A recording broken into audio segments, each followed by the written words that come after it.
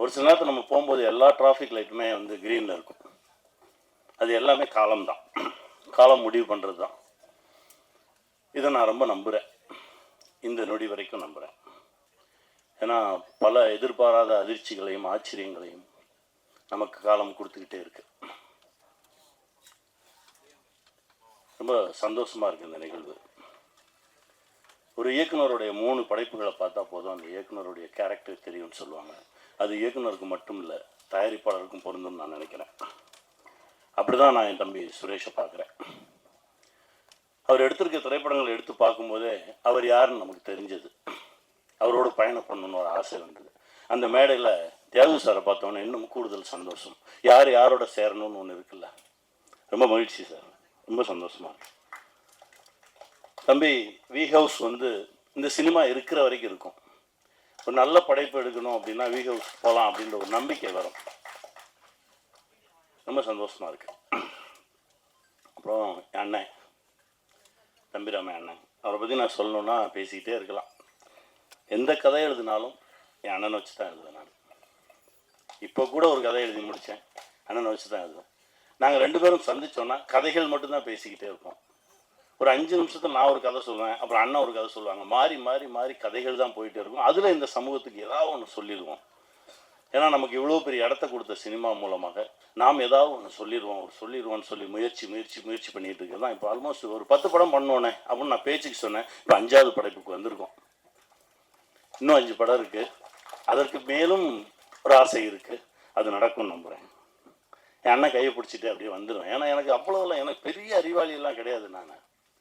ஏன்னா அடிக்கடி நான் சொல்லிக்கிட்டே இருப்பேன், கொஞ்சம் இன்னசென்ட்டாக இருங்க, ஒரு சில விஷயம் தெரியாமல் இருக்கட்டும். ஏன்னா நிறைய விஷயம் தெரியாமல் இருக்கிறவன் ஜெயிச்சிருவான். நீங்கள் கவனிச்சு பார்த்தீங்கன்னா தெரியும். எனக்கு எல்லாம் தெரியும்னு சொல்லுவோம் தான் மாட்டிட்டீங்க முடிச்சதில் நின்றுட்டுருக்கோம். எனக்கு ஒன்றுமே தெரியாதுங்க, நான் அப்படியே போகிறேன். போகும்போது யாராவது வந்து என் கையை பிடிச்சி கூட்டிகிட்டு போயிடுவாங்க அப்படின்னு நான் நிறையா நம்புகிறவன். அப்படி தான் இந்த மொமெண்ட் வரைக்கும் என் வாழ்க்கையில் நடந்திருக்கு. அதை இன்னும் நான் நம்புகிறேன். அதுவும் என் அண்ணன் கையை பிடிச்சிட்டு நான் போகும்போது ரொம்ப தைரியமாக போவேன். இந்த உலகத்தில் நான் எந்த டாபிக் பேசினாலும் என் அண்ணன்கிட்ட பேசலாம்.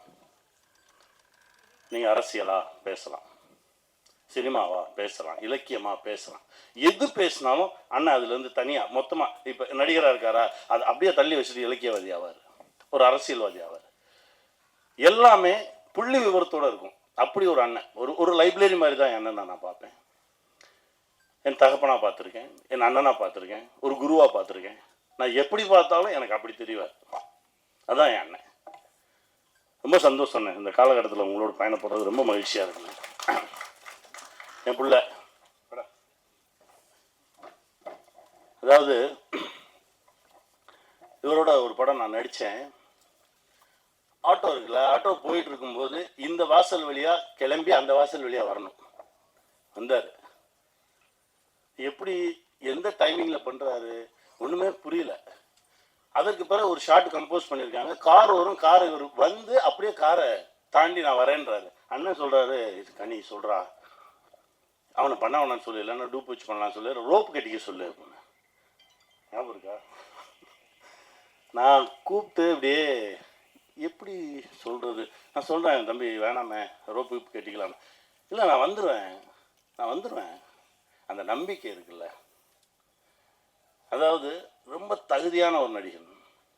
ஃபைட்டாக பண்ணுவார், டான்ஸாக பண்ணுவார், நடிக்கணுமா சூப்பராக நடிப்பான். எல்லா தகுதியும் இருந்து என் தம்பிக்கு சரியான ஒரு கதவு திறக்கலையே அப்படின்னு நினச்சிருந்தேன். முதல் கதவு திறந்தது எங்கள் அர்ஜுன் சார் மூலமாக. ரொம்ப சந்தோஷமாக இருந்தது. ஐஷ் வந்தாங்க. 2வது கதவு இது, இயக்குனராக அடியெடுத்து வச்சுருக்கான். இதற்கு பிறகு நான் தான் சொல்லிக்கிட்டே இருப்பேன், பார்க்கும்போதெல்லாம் சொல்லேன், நீயே எழுது, உன்னுடைய ப்ளஸ் என்ன, உன்னுடைய மைனஸ் என்ன ஒதுக்கி வச்சுது, உன்னுடைய ப்ளஸ்ஸை வச்சு எழுது, கூடவே நிற்கிறேன், எடுப்போம், நம்முடைய எல்லா தகுதிகளையும் வச்சு சரியான ஒரு படைப்பை கொடுப்போம். அடுத்த படைப்பு அதுவாக இருக்கணும்னு நான் ஆசைப்பட்றேன். செய்வோம். ஏன்னா அவருடைய உழைப்புக்கும் ஒழுக்கத்துக்கும் இன்னும் பெரிய பெரிய தளங்களில் என் தம்பி வந்து நிற்பான். கூடவே நானும் நிற்பேன். வாழ்த்துக்கள் தம்பி. ராஜா கிளி, எங்கள் அண்ணன் பல முறை பேசும்போது பல கதைகள் சொல்லியிருக்கான்னு சொல்லல, அந்த மாதிரி இது ஒரு கதை. நிறைய நிஜங்கள் பேசக்கூடிய ஒரு கதை. நான் சொல்கிற மாதிரி தான், ஒரு ஒரு காலம் மனிதனை எங்கெல்லாம் கொண்டு போய் நிறுத்துது. நீங்கள் எவ்வளவு நல்லவங்களா வேணாலும் இருங்க, ஆனால் இந்த உலகத்திலிருந்து தப்பிச்சு போயிடவே முடியாது. என் நண்பன் தாமிரா ஒரு கவிதை எழுதினான், இந்த உலகில் இருந்து யாரும் அவ்வளவு எளிதில் தப்பி சென்று விட முடியாது, நீ பதில் சொல்லிட்டு தான் போகணும். அப்படிதான் இந்த கதை. இவ்வளோ சொன்ன போதும் இல்லைண்ணே, இதுக்கு மேலே பேசலாம். இதுதான், காலத்துக்கிட்ட பதில் சொல்லாமல் யாருமே தப்பிச்சு போயிட முடியாது. ஒரு காலம் நம்மளை எங்கெல்லாம் கொண்டு போய் நிறுத்தும். அதனால் முடிஞ்ச வரைக்கும் உண்மையாக இருந்துருங்க, எளிமையாக இருந்துருங்க. காலம் நம்மளை கைப்பிடித்து தூக்கி செல்லும். வெல்வோம். வாழ்த்துக்கள்.